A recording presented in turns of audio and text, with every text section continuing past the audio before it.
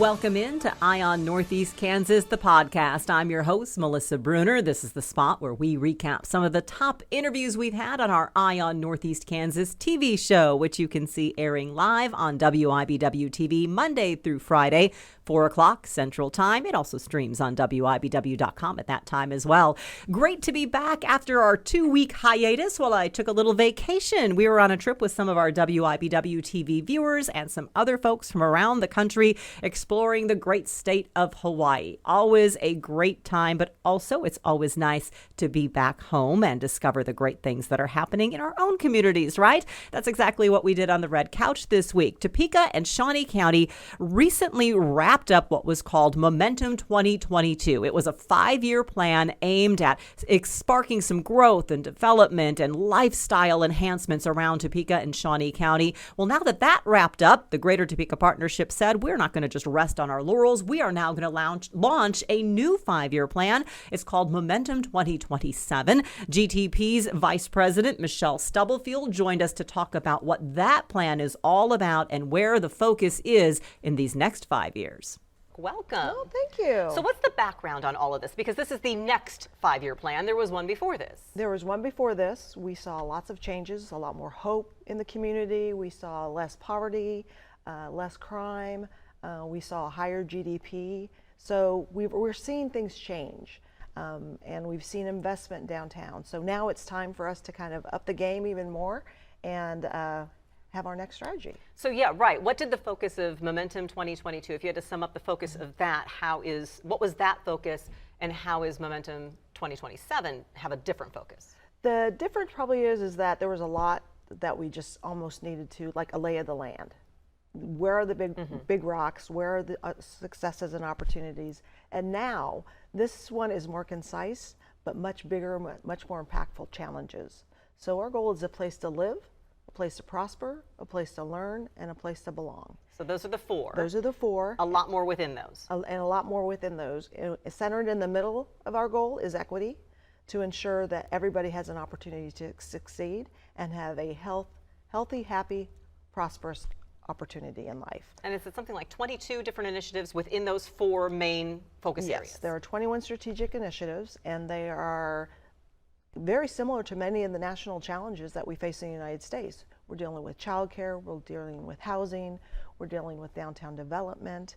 We're really looking a lot from a business perspective as far as the strength of our workforce. How do we recruit and retain talent?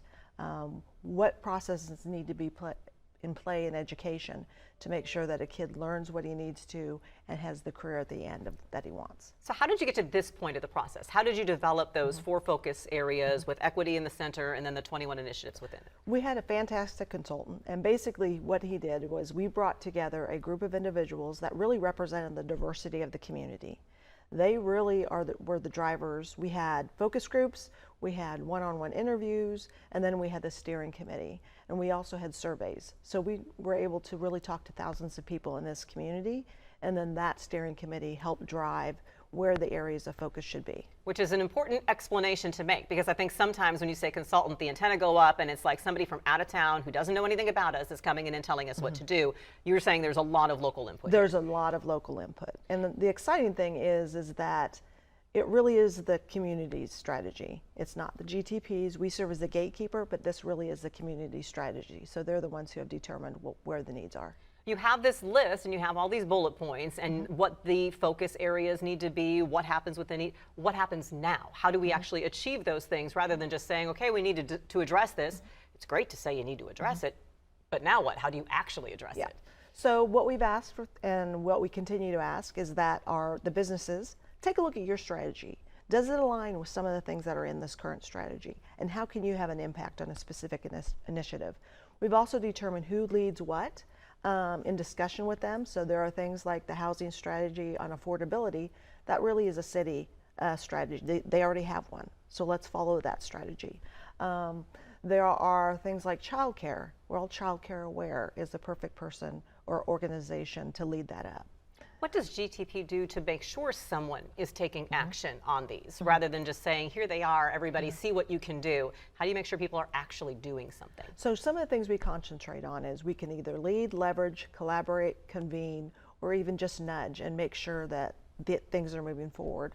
So we log everything that we're aware of. So the more that people tell us, hey, you know what, my organization really is interested in childcare. Here's how we think we can make an impact. We want to record all those and make sure that we know kind of what the left hand and the right hand are doing. Right, and we do have a couple websites, a couple key websites for people to visit if they want to learn more about Momentum 2027, the strategies, or to request speakers. You can go to topekapartnership.com/momentum. And also, if you want to learn more about just GTP, all the organizations that are affiliated with it, that's topekapartnership.com, the main overall. How can people get involved? Or do these websites tell them how they can reach out, how they can partner with you and find out, you know, we want to be part of this solution, but we just don't know how to do it? Yeah. One of the things we can do is we're really trying to get the word out about Momentum 2027. So if you have an organization you're involved in, please let us know. We want them to know how they can possibly get involved and just give them that information about the strategy. TopekaPartnership.com is where you can go to view the entire Momentum 2027 plan and get those updates going forward. Michelle Stubblefield will be joining us periodically to keep us up to date on how it's going and how we can all continue to be involved. A really cool announcement came out from Washburn University while I was out of town. They are launching a pair of new scholarship programs. Both of these are targeted at Shawnee County High School graduates specifically. The president of Washburn University, Dr. Julianne Mazachek, joined us right before she was headed off to her first commencements for Washburn Tech as the university's fairly new president. She's been on the job officially for a few months now, but she told us about these scholarship programs. And, you know, it's not a program that comes without a few tough questions. And she explained the thought process in reaching out to these specific students when she visited the studio. How exciting is this time of year? Oh, this is the best time of year. Actually, all of us look forward to it. Faculty, staff, especially our students and their families and loved ones.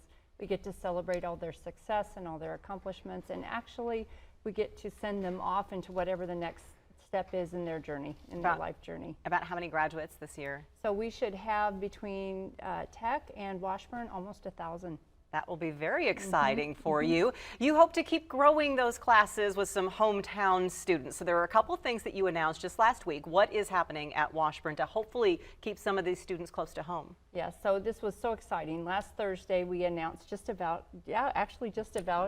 exactly a week ago, we announced 2 new scholarships at Washburn University that really are investing in the community that we're a partner with. So Washburn's been in Topeka's community for 158 years.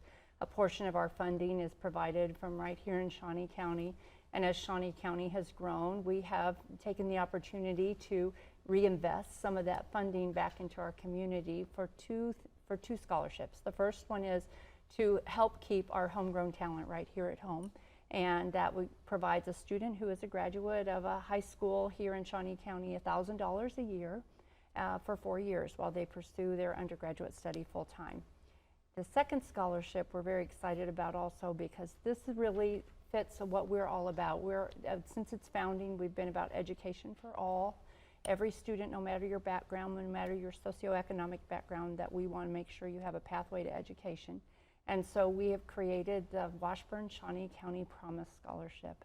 And essentially what this does is it tells students that if your family, your household income is $75,000 or less, that you will be able to go to Washburn University tuition free. Wow, that is pretty exciting. Are there any other qualifiers on these to either receive them or to maintain them? No, it really is all about being in Shawnee County. Of course, the Promise Scholarship has a few things. You have to fill out a FAFSA, and you have to do that every year. But we'll work with you, make sure that you meet all those requirements. But the thing that we're so excited about is that we send the message to Shawnee County students that we want them to stay home, and that we want to remove the barrier of finances from their decision whether they can pursue education after they graduate from high school. That is very exciting for those who hadn't heard about the program yet. Yeah. How will they actually realize that funding? I mean, is it just you're going to look at the address or look at their alma mater, see what high school they're coming from and automatically put the money there, or do they have to do a little bit of application, filling out some paperwork? Yeah, so they still have to apply to be a student at Washburn University, but we'll be working with all of the high schools in Shawnee County, and I should say they're public high schools, private high schools, and then homeschool homeschool graduates, and we'll work with them directly and walk them through the process, and there isn't a lot of hurdle to it, and we'll help you with whatever little hurdle that we do have. That is amazing. And do you have to be, I understand some of these programs could actually apply to existing students as well, not just your incoming freshmen? Yes, so one of the things that was so important to us when we started this program is that we wanted to make sure that our new students, of course, had something wonderful like this, but we wanted to make sure our current students also had the same opportunity. So we are offering that same opportunity for both of those scholarships to students that are already enrolled at Washburn University. So go to the office and check Yes, all of that. They've already been contacted, actually. You actually reached out to them. That's amazing. Yeah. So I know there probably are some kids from perhaps Manhattan or some of your, Meriden, Jeff West graduates who are like, well, what about us? So what does this affect the pool of other available scholarship money you have, and what are you doing to perhaps work on keeping the overall tuition costs down from those who are outside Shawnee County and also increasing those scholarship opportunities? That's a great question, and we have received that question. So the only thing that's made this really possible is that Shawnee County is growing, which means our support from Shawnee County has been growing. And so we've taken some of that increase, and that's what's created this opportunity for these scholarships. And so it is focused on Shawnee County because that's where the funding has come from. And we will continue to make that the source of those funds will be from those dollars that come from the support we get from Shawnee County. But we are doing everything we can to not have used any of our other funds that we would normally use to fund our operations. That's how we're going to keep our tuition affordable, and that's how we're going to make sure that access is available, and all of our other scholarships are still available. And we'll be working very hard to grow all of our scholarships. And obviously, if you've got some students going tuition free, they aren't going to need those other scholarship pools, which frees it up for other students. That's exactly right. There it goes. Dr. Mazurchak, thank you for filling us in. Always good to hear from you. Oh, it's so good to be here. Thank you. Happy commencement season. It'll be Thank fun, you. a fun weekend ahead.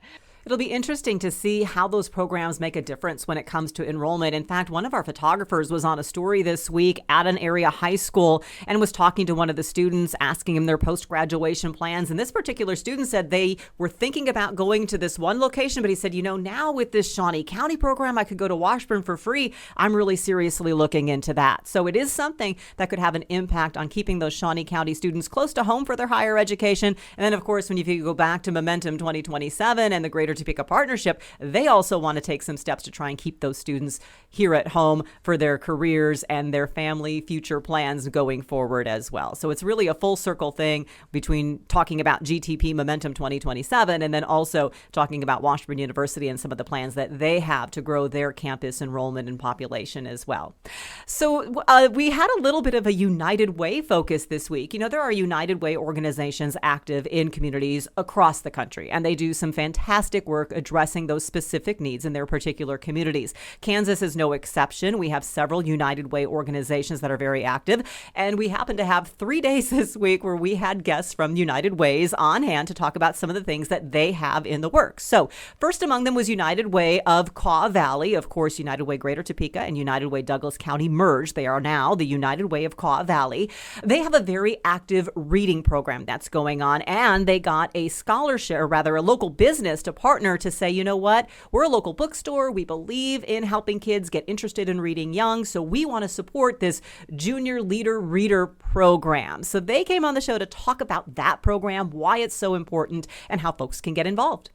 TJ MacDonald with United Way of Kaw Valley and Angie Grau, owner of Paper June Bookstore in North Topeka Arts District. NOTO is here.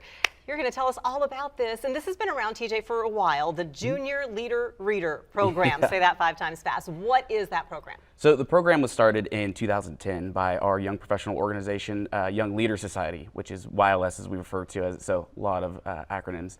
But YLS started this back in 2010, and since then we have read and given out over 52,000 books to kids. So what we do is we go in to schools in 501 and surrounding areas, just mostly in Shawnee County, to schools that have a 50% or higher free or reduced lunch rate. Go in there and with a bunch of volunteers, and we read to pre-K and kindergarten kids. After they read, then they hand out the books to the kids and they get to take it home with them. So it's really a basic, just a simple concept. Go read to a kid and it helps them get interested in reading, right? Yeah. You'd actually be really surprised of how excited in the day of technology that kids still get excited about taking a book home. So we found out that a lot of these kids actually don't have means of having books of their own in the house. So this is a really great way of getting books to them. I remember when I was a kid, we had books everywhere. It was just like a staple. So it's great to know that people are encouraging that in all the up and coming generations. And you were looking for a way to support the program, and that's where Paper June got involved. What did you hear was happening, Angie, and what did you think you could do? So I'm actually a member of the committee for Young Leaders Society. Got involved through Joe, who's our president. Just the connection between Paper June being a children's bookstore and what they were doing for kids made perfect sense. So I was more than happy to join them and kind of jump on board.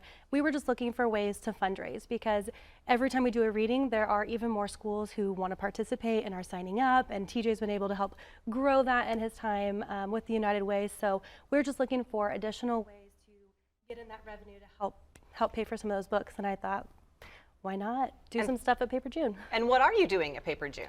So we just launched on Friday the roundup for JLR.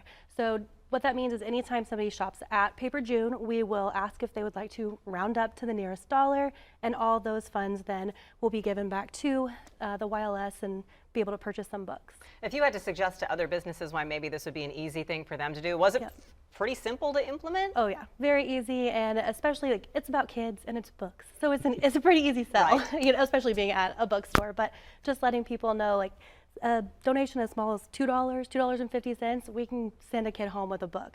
So you know, all that little change, that it makes a big difference.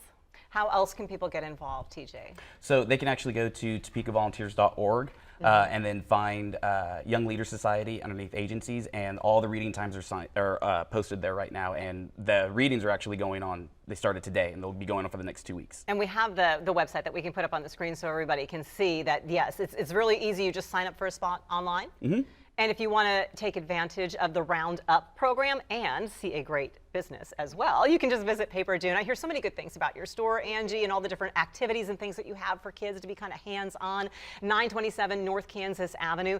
You even helped out with some of our Wednesdays children. So we appreciate that as well. So go visit Paper June, 927 North Kansas Avenue. Say you want to round up your purchase. And again, just search that Young Leaders Society in order to find on volunteers.org how you can go and read to some kids, which is always fun. And of course, information about the entire program at UW Kaw Valley for UnitedWayKawValley.org. People need to remember that's a new website now. Yes, since the merger. And you always are looking for volunteers. Lots of people. Super yeah. easy to do. Yep. As the program grows, we get more and more calls from schools to be in there. So, for example, we just did 1,500 books in our last reading. Now we're doing 1,800. Wow. So we definitely need the manpower. We definitely need volunteers. You can act like a kid too, which makes it super fun. It really is a lot of fun to go in there, disrupt their class a little bit. I don't know if the teachers are 50-50 on it sometimes. Oh, TJ and Angie, thank you for being here. They were super fun. I've been involved in reading to some of those classrooms. It really is a super fun experience. So get involved, whether it's through the United Way of Kaw Valley or through your own local schools or reading programs. It's just fun to spend time with the kids. Konza United Way, they are based out of Manhattan, Kansas. They have a unique fundraiser that they are taking part in right now, and it supports really a lot of programs. We don't often get a chance on our 4 o'clock show to catch up with the folks from Konza United Way, so we really enjoyed getting to hear all of the great work that they are doing in their region. We get a pretty nice payday while helping a good cause. It's a fundraiser for Konza United Way. Their CEO, Tara Claussen, and board member and 2023 campaign chair, Shawn Drew with Commerce Bank, are here to fill us in. Welcome to both of you. Thank you. They made the drive from Manhattan, so how was it? It was a little adventuresome, but we're here safe and sound. Good. Glad you're safe and sound and appreciate you coming on over. Tara, the Konza United Way, what are the things that you do that need support from the community? Yeah, our focus really is on health, financial stability, and education in our community. So having services that are either fully funded, or in progress to become reality, so that we're meeting the current needs of our community members so that they can be met in crisis, but then also transition to thriving in our community and hopefully no longer need those resources. You say your community, but you have a pretty big footprint. What kind of territory do you cover with Konza United Way? We do. Riley County, Pottawatomie County, Clay County, Marshall County, Washington County, and a portion of Waubonsee County is our service area. So we have a broad range of community members that we're always focused on serving. And that means you need things like your capital or your yearly campaign, annual campaign to make it work, Shawn. That's where you come in. What is the goal this year for your annual campaign? Well, our goal simply was to fill a bigger portion of the gap that we had from last year. Last year, we attempted to raise $500,000 because that's what the need was at the time. This year, we're trying to hit as close to $500,000 as we can. We just had our community investment day just last week. There was a lot of requests out there that we're trying to fill. So that is where the new fundraiser is hopefully going to help. What is the idea? What do you have going on? Yeah, the fundraiser is simple. We actually borrowed the idea from another United Way in southern United States. It's called the United Way, the United We Win campaign, or the raffle. And what we're doing is we're selling 3,000 tickets for $100 a piece.